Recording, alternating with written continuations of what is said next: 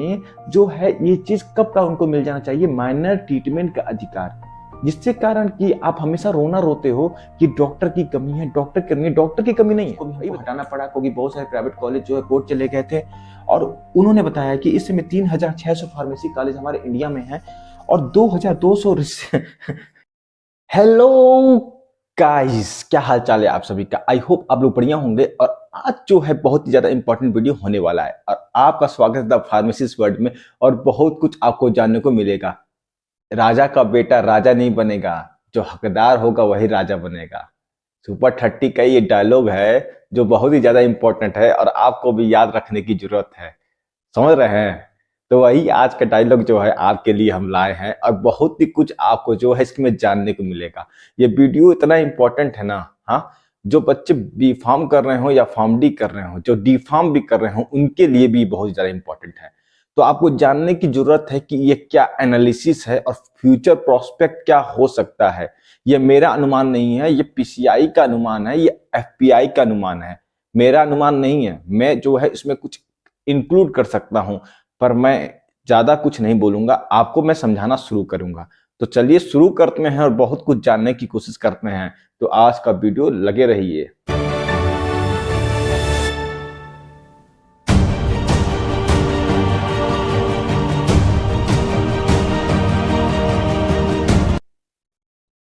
तो देखिए दोस्तों, फर्स्ट ऑफ ऑल हम बात करना चाहेंगे कि कुछ दिन पहले आप सभी जानते हैं कि इंडियन फार्मास्यूटिकल कांग्रेस जो कि हर साल जो है मनाया जाता है, ठीक है, जिसमें कि फार्मेसी को बहुत ज्यादा प्रमोट किया जाता है, फार्मास्यूटिकल साइंस को बहुत ज्यादा प्रमोट किया जाता है, उसके बारे में लोगों को बताया जाता है, जिसमें कि आपको पता होना चाहिए, जिसमें यूनियन मिनिस्टर, ठीक है, डॉक्टर फैकल्टी मतलब आईएमए, इंडियन मेडिकल एसोसिएशन, ठीक है, फिर जो है इंजीनियरिंग ब्रांच, बहुत लोगों को इनवाइट किया जाता है, ठीक है। इसका जो मेजर फंक्शन होता है, इसमें जो है pharmacy profession, pharmaceutical scientist, community pharmacy, hospital pharmacist, जो फार्मेसी डिफरेंट ब्रांच की होती है उनको इनवाइट किया जाता है। इसमें डीसीजीआई भी होते हैं, हमारे सीडीएससीओ के मेंबर्स भी होते हैं, आईपीसी इंडियन फार्माकोपिया कमीशन, ठीक है, उसके मेंबर होते हैं। आईपीसी का मतलब ये मत समझिएगा, आईपीसी एक जो है आपका फार्मेसी को प्रमोट करने के लिए एक इवेंट की जाती है।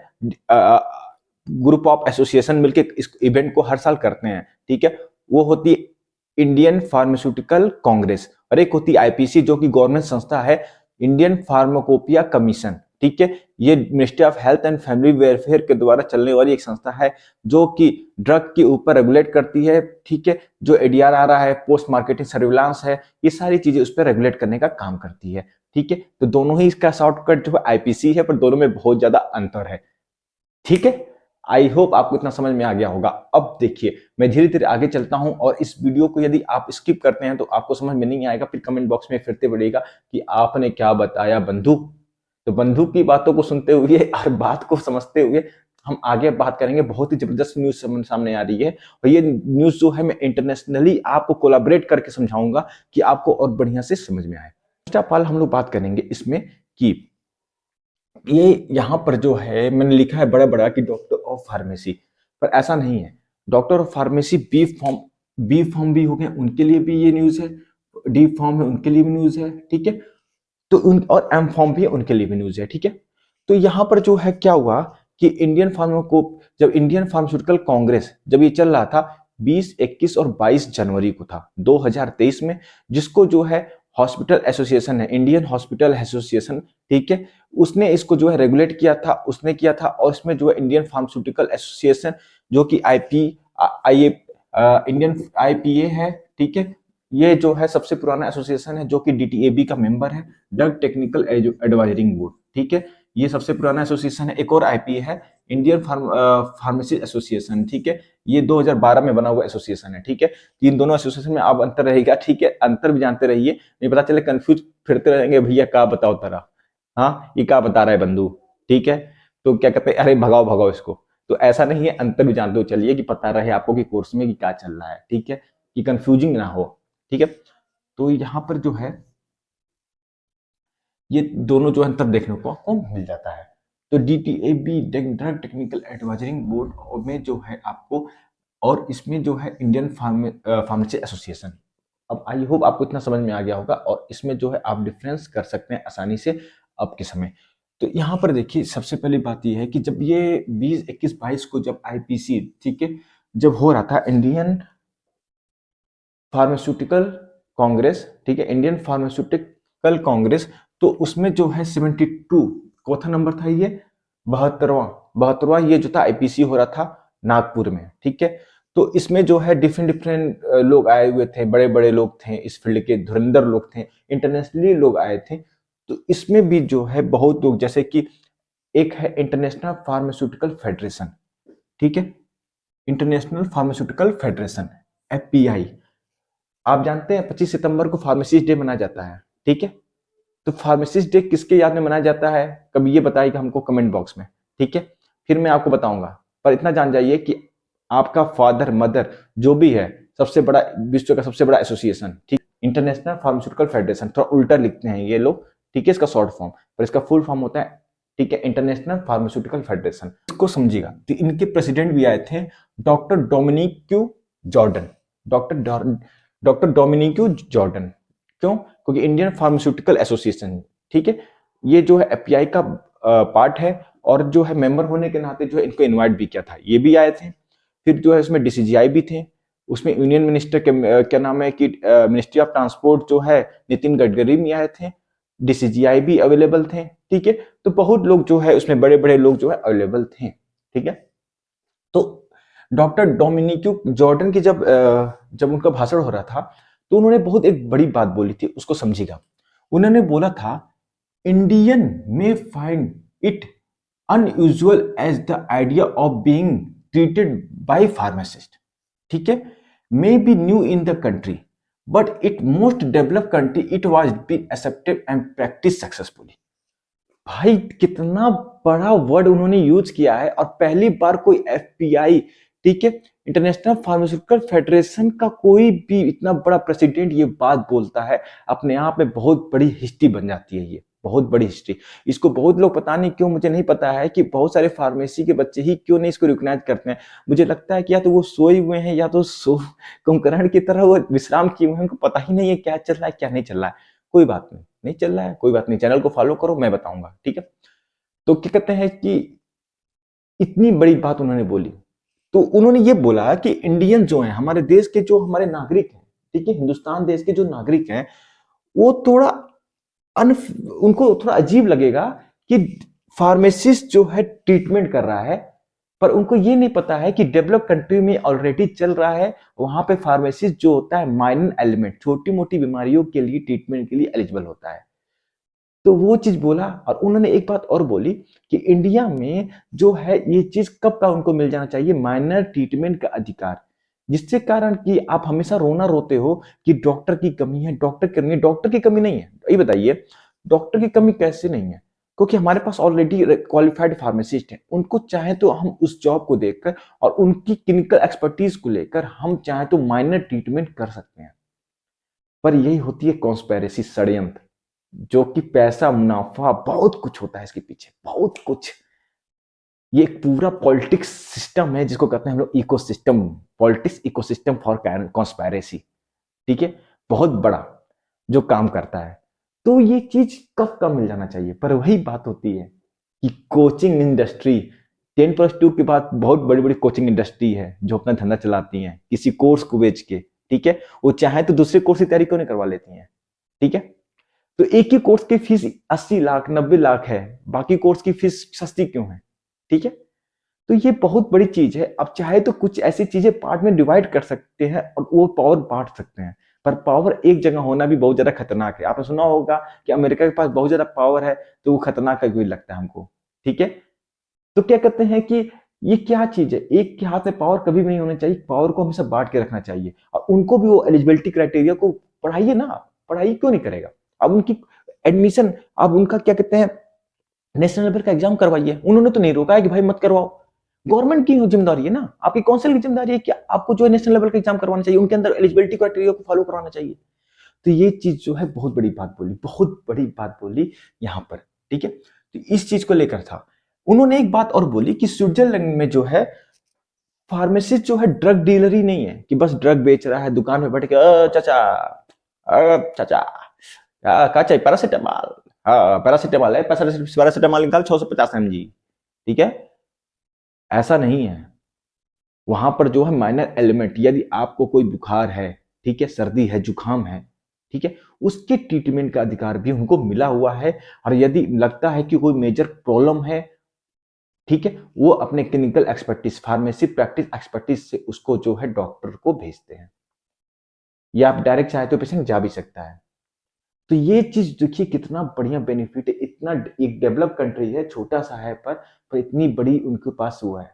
इतनी यहाँ पे 130 करोड़ जनसंख्या होने के बाद जो है गवर्नमेंट नहीं जगी। तो ये बहुत बड़ी प्रॉब्लम है, मेजर प्रॉब्लम है। इसको जो है ट्रीटमेंट की जरूरत है आज के समय। ये एक रोगी है, ये भी एक रोग है, इसको ट्रीटमेंट की जरूरत है। और 20 से अधिक बीमारी जो है स्विट्जरलैंड में सही कर सकते हैं। मतलब 20 माइनर एलिमेंट, ठीक है, ट्रीटमेंट का अधिकार को दिया गया है कि आप इस डिजीज को देख के कर सकते हो।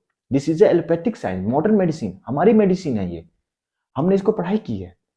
अब देखिए ये सारी बातें की, फिर ये न्यूज जो था हितवार का था, द हितवार का था, ठीक है, हितवाद का, ठीक है, द हितवाद का बहुत पुराना पेपर है द हितवाद। तो हितवाद ने एक चीज और बोला कि पहली बार किसी एफबीआई के प्रेसिडेंट को बोलते हुए देखा है, और इतनी अटैकिंग रूप में, अटैकिंग मतलब उनका रुख जो था बहुत अटैकिंग था। मैं तो वहां पर प्रेजेंट नहीं था, पर उन्होंने ये वर्ड मेंशन किया है कि उनका रुख जो था बहुत ही अटैकिंग टाइप था, कि नहीं फोर्सली होना चाहिए, इसको आप क्यों नहीं इंप्लीमेंट कर रहे हो, क्यों नहीं कर रहे हो। तो बहुत अटैकिंग टाइप का उनका रुख था, इस चीज को उन्होंने साफ मेंशन किया है। तो उसके बाद जो है पीसीआई प्रेसिडेंट का जब आया भाषण, तो उन्होंने बहुत सारी बातें कही। तो उन्होंने ये बातें कही कि देखिए क्या कहते हैं, फार्मेसी एजुकेशन में हम बदलाव करेंगे, जो कि 1 साल से वो कहते आ रहे हैं, ठीक है। और क्या कहते हैं कि अब भाई मुझे लगता है कि 2022 2023-24 से लगे में भी, ठीक है, जो भी चेंजिंग हुआ, उन्होंने कहा कि हम करते हैं। और एक चीज मैं आपको बता दूं, डॉक्टर मंटू पटेल जो है कम्युनिटी फार्मेसिस्ट को समझते हैं, ठीक है। तो ऐसा जो है उस क्या नाम है कि द हितवाद की रिपोर्ट थी, रिपोर्टिंग की गई थी, और जिसमें जो है उन्होंने ये बोला था कि 80% कॉलेजों के ऊपर हमने कार्रवाई की थी, जिसमें 60% कॉलेज जो थे उस क्वाली जो उस रिक्वायरमेंट को पूरा ही नहीं करते थे, हर हमने उनको शट डाउन भी किया। पर उन्होंने जो है क्या नाम है, उस क्राइटेरिया को फॉलो जो किया, उसको मैंने सीट बढ़ा दी। उनका ये कहना था कि सीट मैंने ठीक कर दी, जो सीट थी उनकी फिर वापस लौटा दी। पर जिन्होंने क्राइटेरिया को फॉलो नहीं किया था उसको मैंने बंद कर दी। फिर उन्होंने बताया कि कोर्ट का भी प्रेशर था, और कोर्ट के प्रेशर के कारण जो हम लोगों ने ब्रेक लगाया था 5 साल का, उसको भी हमको हटाना पड़ा, क्योंकि बहुत सारे प्राइवेट कॉलेज जो है कोर्ट चले गए थे। और उन्होंने बताया कि इस समय 3600 फार्मेसी कॉलेज हमारे इंडिया में है, और 2200 फॉर्म जो है उनको रिसीव हुए नए कॉलेज खोलने के लिए। बाकी को तो जॉब लग नहीं रही है। 2200 कॉलेज, कितना बड़ा धंधा है, कितना बड़ा मार्केट है, ठीक है, आप भी समझ सकते हैं। तो उन्होंने बताया कि बहुत सारे कॉलेजों को हम लोग ने प्रोसेस जो है बहुत ज्यादा कठिन कर दिया है, कि यदि अप्रूवल लेने भी आए तो उनको जल्दी अप्रूवल ना मिले, क्योंकि वो क्राइटेरिया फॉलो करते भी नहीं करते हैं। पता चले 2 BH का हॉस्पिटल 2 BH का फार्मेसी कॉलेज खोल के बैठ जाए, ठीक है। मुझे तो कल की हंसी आती है, 2 BH 3 BH के मैंने खुद फार्मेसी कॉलेज देखे हैं, ठीक है। तो उसको खोल के बैठे हुए हैं, जहाँ पे इंजीनियरिंग चल रहा है वहां पर फार्मेसी साइड में खोल लिए हैं 2 BH का, और उसमें फार्मेसी चल रहा है, ठीक है। तो पता नहीं कैसे अप्रूवल मिल जाता था पहले, मैं तो पहले देख के आया था आज से 2 3 4 साल पहले। तो 2 BH 3 BH का समझ लीजिए फार्मेसी कॉलेज था पहले, और इंजीनियरिंग कॉलेज खूब बड़े बड़े होते थे, उसमें 2 BH के वो फार्मेसी कॉलेज खोले थे, 2 BH 3 BH का।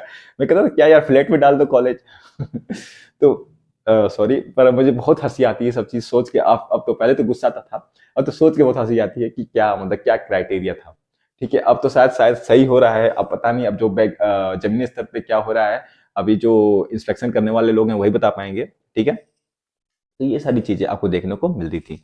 तो क्या कहते हैं कि ये सब चीज उन्होंने बताया कि देखिए ऐसा है वैसा है, ठीक है। मैं आपको बता दिया मोटा मोटा चीज। अब उन्होंने क्या बताया कि बहुत लोग, बहुत सारे फार्मासिस्ट हैं जो डी फार्म को बंद करवाना चाहते हैं, ठीक है। तो उनकी सोच ये है कि डी फार्म को हम बंद नहीं करेंगे, क्योंकि उनका ये कहना है कि जो ग्रामीण इलाकों में जो गरीब लोग हैं, ठीक है, और जो क्या कहते हैं अपनी पढ़ाई को नहीं कंप्लीट कर पाते हैं, इकोनॉमी बर्डन होता है, तो डी फार्म जैसे कोर्स को कर कर जो है रोजगार का अवसर प्राप्त कर सकते हैं, उनका ये कहना है, ठीक है। ये चीज उनकी न्यूज में थी, ये सारी चीजें थी। अब जो भी इसका कंट्रोवर्सी हो वो आपके ऊपर है, और क्या नाम है, आप बताइए इस चीज को लेकर कि डी फार्म बंद होना चाहिए कि ओपन होना चाहिए, ठीक है। पर क्या कहते हैं कि ये सब चीजें था, और उसके बाद जो है उन्होंने अब स्टेटमेंट क्या दी कि फॉर्म डी को लेकर डॉक्टर ऑफ फार्मेसी के लिए बहुत बड़ी न्यूज आई सामने कि डॉक्टर ऑफ फार्मेसी होल्डर जो है ना, हाँ, अब क्या है कि हर हॉस्पिटल जितने भी हैं, जितने भी गवर्नमेंट हॉस्पिटल हैं पूरे इंडिया में, उन्होंने ये बोला वहां पे जो है डॉक्टर ऑफ फार्मेसी को हम लोग जो है रिक्रूट मतलब जॉब देंगे, ठीक है, एज ए क्लिनिकल फार्मासिस्ट। और जो माइनर डिजीज होते हैं, माइनर ट्रीटमेंट का जो अधिकार होता है, ठीक है, उनको हम दे देंगे। मतलब माइनर ट्रीटमेंट मतलब प्रिस्क्रिप्शन राइट होता है, रेस्ट्रिक्शन प्रिस्क्रिप्शन राइट का अधिकार, मोटा मोटा में बताया।